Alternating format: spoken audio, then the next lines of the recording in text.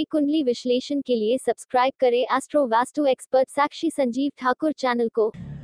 राधे राधे दर्शकों, मैं साक्षी ठाकुर बहुत बहुत स्वागत करती हूँ आपका इस बेहद खास प्रोग्राम। इसका नाम है क्या कहते हैं आपके सितारे। तो दर्शकों, आपकी बड़ी बड़ी समस्याओं के छोटे छोटे उपाय लेकर हम लोग रोज आपसे मिलते हैं, आपके जीवन से जुड़ी हर समस्या का समाधान करते हैं। तो दर्शकों, आज मैं आपको बताने जा रही हूँ, शनि देव जो है वो श्रवण नक्षत्र में आ चुके हैं और राहु देव जो है वो रोहिणी नक्षत्र में आ चुके हैं। आप सभी को पता है कि राहु देव जो है 27 जनवरी को रोहिणी नक्षत्र में आ चुके हैं। इस पे मैं आपके लिए वीडियो बना चुकी हूँ। और शनि जो है वो श्रवण में और राहु जो है वो रोहिणी में। अब इसमें कॉमन बात क्या है कि राहु देव और शनि देव दोनों ही चंद्रमा के नक्षत्र में आ चुके हैं।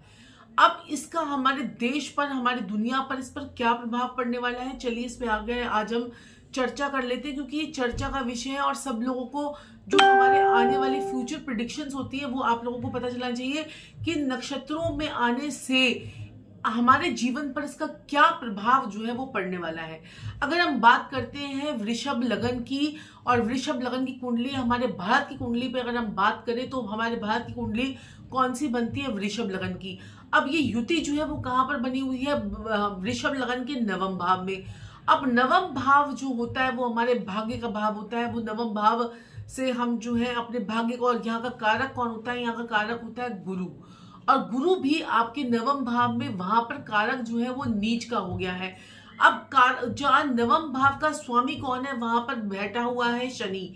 नवम भाव का स्वामी जो है वो नवम भाव में ही बैठा हुआ है, और वहीं पर जो है 7 ग्रहों की युति जो है उस वहां पर जो है वो बनने वाली है। और इस ग्रहों की युति का सबकी दृष्टि जो है सभी ग्रहों की कहां पर पड़ेगी, तीसरे भाव पर। तो तीसरा भाव हमारा कम्युनिकेशन का होता है, तीसरा भाव हमारा पड़ोसियों का होता है, तीसरा भाव हमारे पड़ोसी, हमारे छोटे भाई बहनों का, हमारी कम्युनिकेशन का, और तीसरा भाव जो होता है हमारे जनता का 12वां भाव होता है।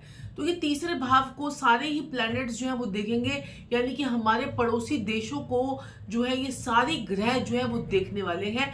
और पड़ोसी देशों के साथ में हमारे संबंध कैसे रहेंगे वो भी मैं आपको बताने जा रही हूँ।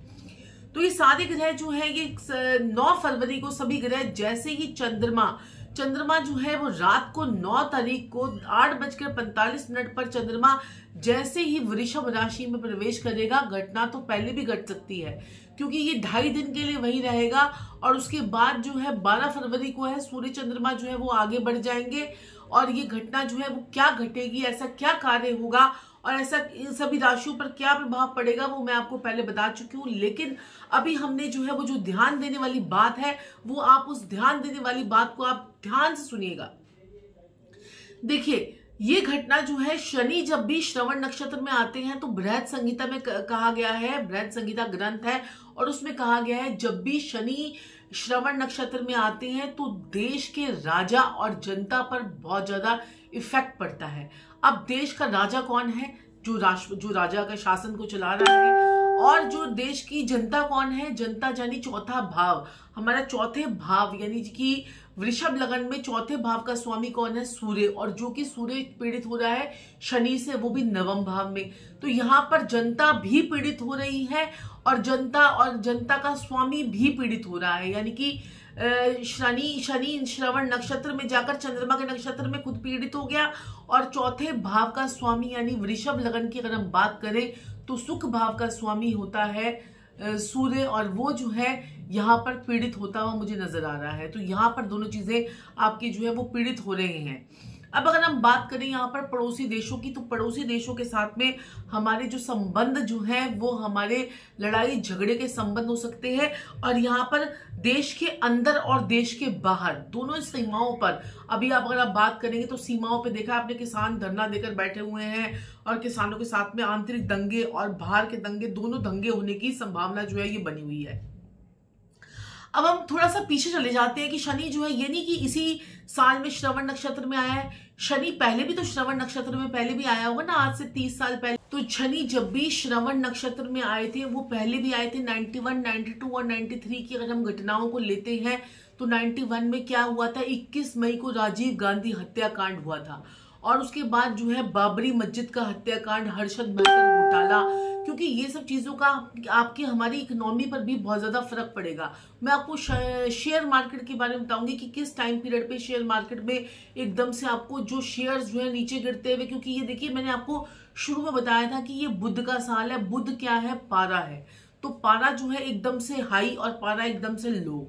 तो हाई और लो जो है ये सारे जो है आप पैरामीटर्स पे देखेंगे कि यहाँ पर जो है ये हाई कब हो जाएगा, लो कब हो जाएगा, दंगे। और देखिए जो बुध जो है वो कम्युनिकेशन का कारक होता है हमारा बुध, और बुध भी जो है वो इस वक्त वक्री हो गई है। 30 जनवरी को बुधदेव जो है वक्री हो गए हैं, यानी कि अब लोग जो कम्युनिकेशन, सरकार कुछ कहेगी आगे वो कुछ कहेंगे, मतलब कम्युनिकेशन सरकार को जो उनके सलाहकार हैं वो भी कम्युनिकेट करने में जो है वो सफल नहीं हो पाएंगे। ये सारी जो है परिस्थितियां जो है वो युद्ध की परिस्थितियां जो है वो तैयार हो रही हैं।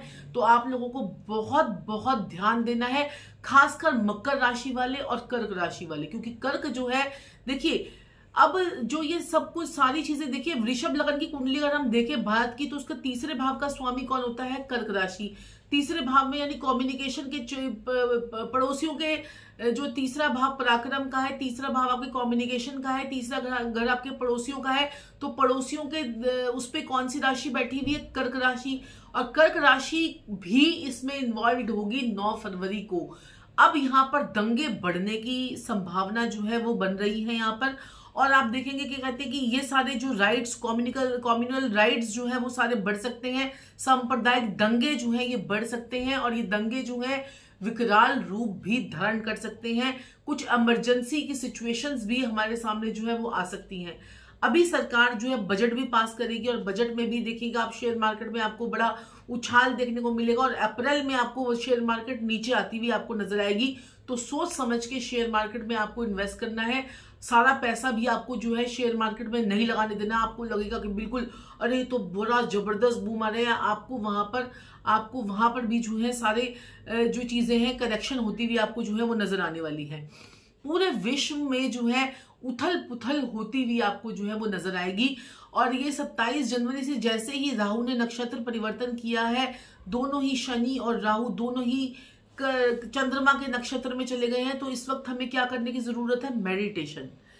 मेडिटेशन जो है आपको करने की जरूरत है। और ये जो अगर हम श्रवण नक्षत्र की अगर हम बात करें, अब श्रवण नक्षत्र किस चीज को रिप्रेजेंट करता है?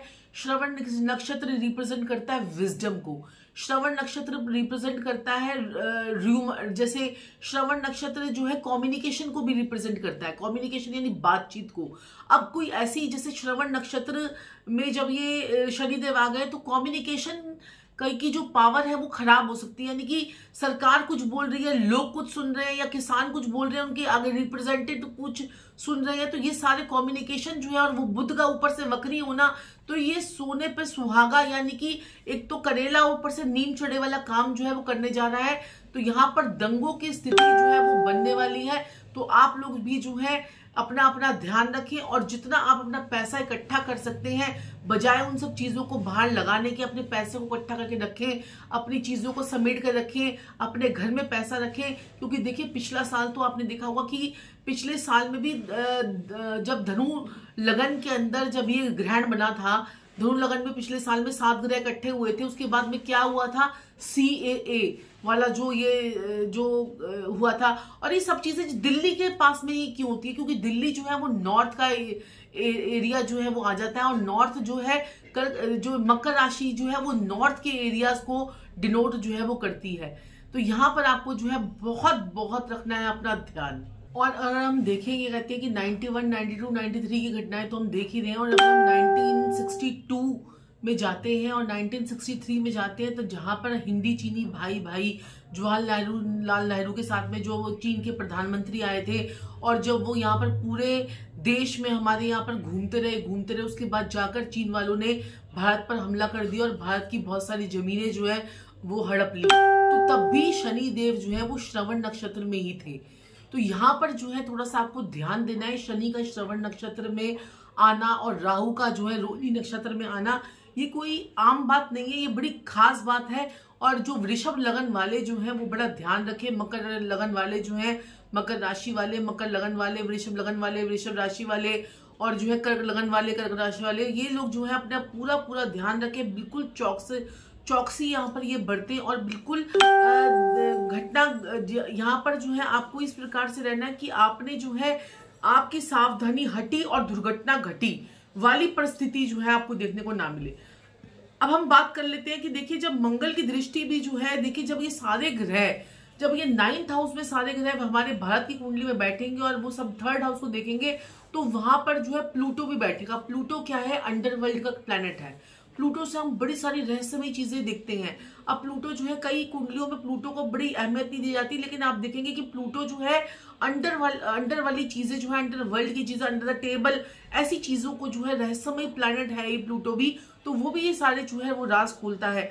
अब आप देखिए कि राहु जो है लगन की कुंडली में, वृषभ लगन की कुंडली में राहु लगन में बैठकर नवम दृष्टि उसकी सारे प्लैनेट्स पे पड़ेगी और वो सभी प्लैनेट्स की दृष्टि जो है वो 3rd हाउस पे पड़ेगी। और 3rd हाउस की अगर हम बात करें तो अगर हम कुंडली की, भारत की कुंडली की बात करें तो वहां पर सूर्य चंद्रमा जो है वहां पर ऑलरेडी बैठे हुए हैं। यहाँ पर लग्नेश भी पीड़ित होगा क्योंकि लग्नेश जो है वो शुक्र भी इस युति में जो है नवम भाव में आ चुका है, यानी कि सरकार का घर और जो है शरीर, हमारा देश जो है वो आंतरिक दंगे और बाहरी दंगों के अंदर जो है वो फंसता हुआ मुझे नजर आ रहा है।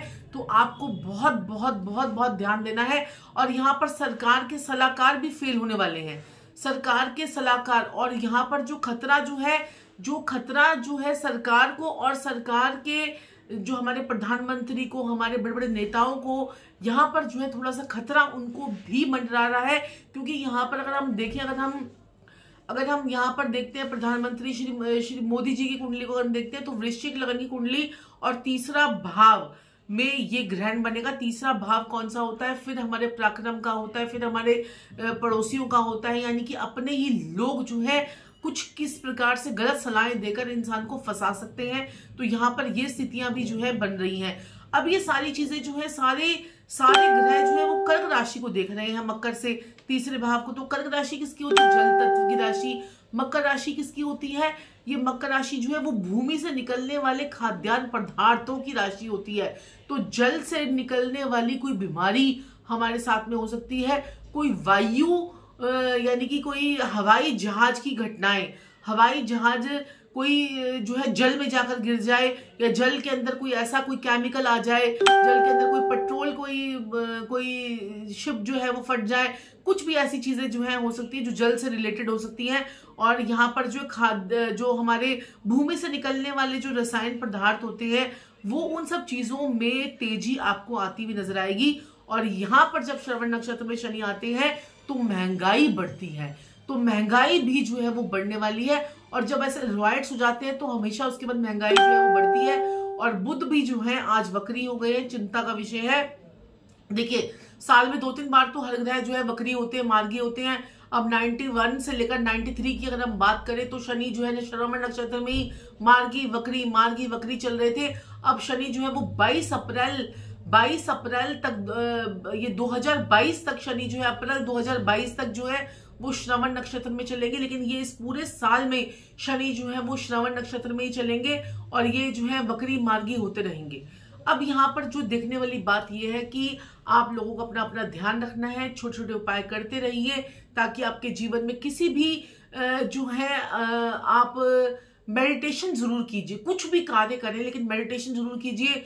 र्यूमर्स पर जो है, अफवाहों पर ध्यान ना दीजिए और जो है कम्युनिकेशन को अपनी बिल्कुल परफेक्ट रखिए। बुध के उपाय जो है आप करते रहिए और जो है देश में ऐसे दंगे ना हो उसके लिए हम मंगल कामना जो है वो कर सकते हैं। और एक गायत्री मंत्र का जाप जो है वो जरूर कीजिए अपने देश के लिए और पूरे विश्व के लिए। जो है गायत्री मंत्र का जाप जो अगर हम करते हैं तो हमारे देश में, हमारे विश्व में जो है अच्छा रहेगा। और देखिए पिछला साल कोरोना की भेंट चढ़ गया और ये साल जो है वो दंगे, लड़ाई झगड़ों की भेंट ना चढ़ जाए। तो अब हम यहाँ पर, मैं अपनी वाणी को यहाँ पर विराम दूंगी और यहाँ पर आपको बोलना चाहूंगी कि ये इफेक्ट जो है वो थोड़ा लंबे समय तक रहेगा, इसलिए आप लोग अपने अपने काम पे ध्यान दीजिए। जितना हो सकता है अपने पैसे को बचा कर रखिए, सेविंग्स पे ध्यान दीजिए क्योंकि ये सेविंग्स ही आपकी जो है वो काम आएंगी। जैसे हमारा कोरोना का समय जो था, लेकिन ये बुध का साल है तो इन सब चीजों से हम बहुत जल्दी ओवरकम कर जाएंगे। उस चीज का भी हमें ध्यान रखना है। आप लोग अपने अपने जो कम्युनिकेशन के जो चीजें हैं उन पर बहुत ध्यान दीजिए और अपने बुद्ध के उपाय जो है वो जरूर जरूर जरूर जरूर करते रहिए। तो दर्शकों, आज के लिए इतना ही। मैं साक्षी ठाकुर अपनी वाणी को यही विराम दूंगी, लेकिन आप लोगों को बोलना चाहूंगी कि अगर अभी तक आपने हमारे चैनल को सब्सक्राइब नहीं किया है तो सब्सक्राइब कीजिए, लाइक कीजिए, शेयर कीजिए, और कैसा लगा आपको ये वीडियो कमेंट्स बॉक्स में जरूर बताइएगा। आज के लिए इतना ही। मैं साक्षी ठाकुर, राधे राधे।